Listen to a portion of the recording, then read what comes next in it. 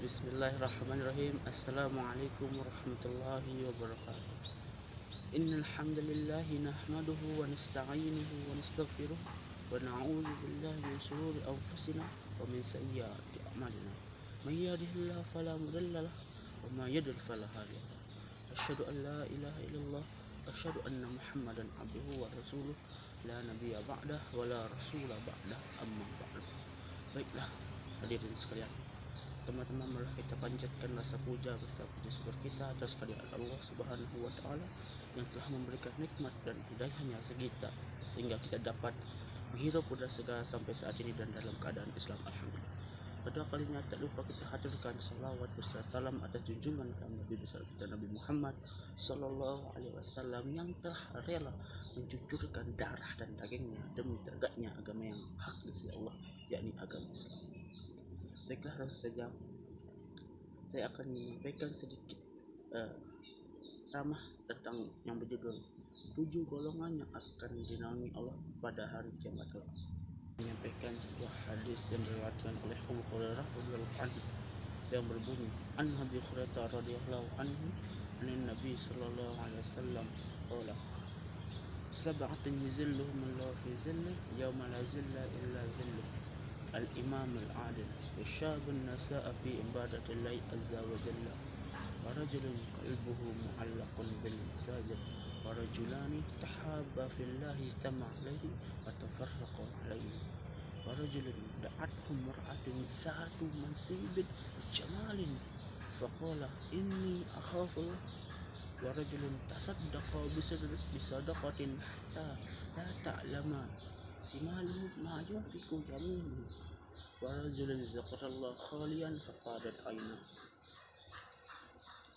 Jadi pada kesempatan kali ini saya akan menyampaikan 3 golongan yang akan dinaungi oleh Allah Subhanahu wa taala di hari kiamat kelak dari 7 golongan yang saya sebutkan.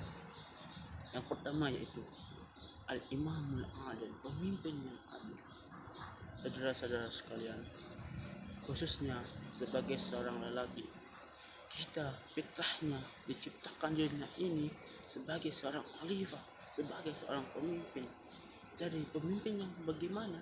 Pemimpin di dalam syariat kita, dalam agama Islam, itu pemimpin yang selalu taat kepada ajaran Allah dan menjauhi larangannya. Oleh karena itu, saudara-saudara sekalian, apabila suatu saat kita maupun kita bersepadan menjadi seorang pemimpin di dalam suatu negara sebagai presiden contohnya, ataupun menjadi pemimpin di dalam suatu golongan yang dimana di dalamnya terdapat umat muslim, maka jangan sekali-sekali kalian menzalimi mereka, jangan sekali-sekali kalian membawa mereka kepada kesesatan. Maka daripada itu, maka bawalah mereka kepada keridhaan Sang Pencipta Allah Subhanahu wa taala. Sebagai pemimpin kalian harus bersikap adil. Adil yang bagaimana? Adil dalam syariat Islam kita seperti yang saya katakan sebelumnya, itu menjalankan semua perintah Allah dan menjauhi larangan. Yang sudah cukup bagi seorang pemimpin, 2 bekal itu saja Anda bawa, insya Allah berkah dunia akhirat.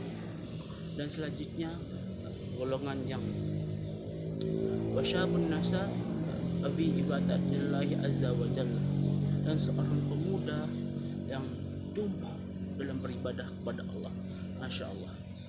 Nah, ini kenapa seorang pemuda disebutkan syab, pemuda. Kenapa disebut pemuda? Karena kita ketahui sekarang ini bahwa pemuda saat ini banyak yang terjerumus ke dalam hal-hal yang kurang baik. Contohnya saya sekarang ini banyak kita lihat di berita pemerkosaan, pergaulan bebas, hamil di luar nikah. Siapa pelakunya?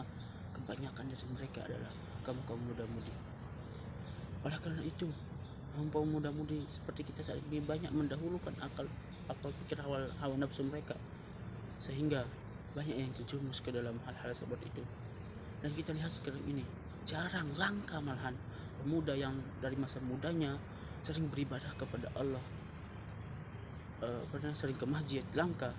Oleh karena itu, saudara-saudara sekalian, saya mengajak diri saya sendiri dan teman-teman untuk marilah kita mendekatkan lebih dekat lagi kepada Sang Pencipta.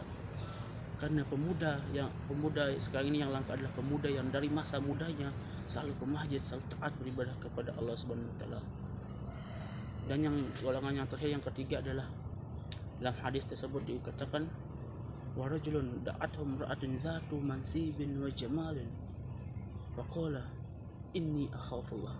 Dan seorang pemuda yang dipanggil oleh seorang wanita yang cantik rupawan, dipanggil di sini dalam artian diajak berzina ya. Yang wanita yang manggil itu cantik, parasnya lagi mulia tahtanya. Dan faqala, dan pemuda itu berkata, inni akhafullah, sungguhnya aku takut kepada Allah. Masya Allah, saudara-saudaraku sekalian. Jadi golongan yang terakhir adalah seorang yang apabila diajak berzina, dia berkata, sesungguhnya saya takut kepada Allah. Masya Allah. Sekarang ini jangankan kita, seorang manusia biasa, Nabi kita dulu aja, Nabi Yusuf hampir saja tergoda oleh Zulaikha. Jikalau Allah Subhanahu wa taala tidak menegurnya, Allahu alam sekarang ya. Namanya aja Nabi, beda lah sama manusia. Manusia kan masih bisa hilaf, kok Nabi langsung ditegur sama Tuhan. Karena itu saudara-saudara, golongan yang terakhir ini besar sekali pantangannya, nafsu yang dilawan. Karena kita tahu sekalian, saudara-saudara sekalian, pantang yang paling besar dalam diri manusia itu adalah hawa nafsunya. Sebagaimana yang dikatakan, apabila manusia kalah oleh hawa nafsunya, maka dia lebih rendah daripada binatang, bahkan lebih rendah darinya. Namun apabila manusia bisa mengatasi hawa nafsunya, maka dia lebih mulia daripada malaikat. Masya Allah, tabarakallah.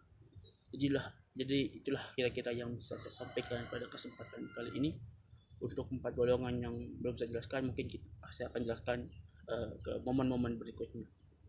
Sekian dari saya untuk pesan terakhir saya. Semoga kita teman-teman sekalian dalam hidup kita, selama sampai kita meninggal, kita masih dalam memeluk agama Islam. Amin amin ya rabbal alamin. Sekian dari saya, mohon maaf apabila ada salah kata. Assalamualaikum warahmatullahi wabarakatuh.